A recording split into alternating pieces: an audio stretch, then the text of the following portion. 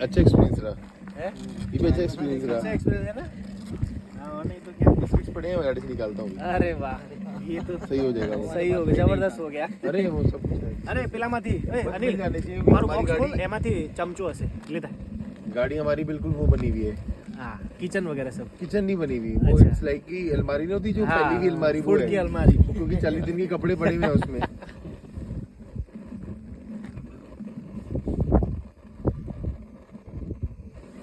तो आपने bike trip को भी करी है नीचे साइड को नहीं यहाँ से मुंबई साइड को गए हो आप कभी नहीं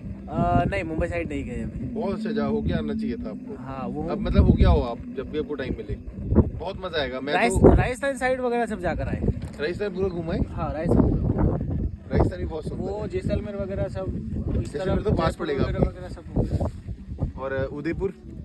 हाँ उदयपुर भी हो गया बहुत सुंदर है उदयपुर उदयपुर भी हो गया उदयपुर बहुत सुंदर है हाँ। गुजरात में और कोई जगह कहाँ है घूमने की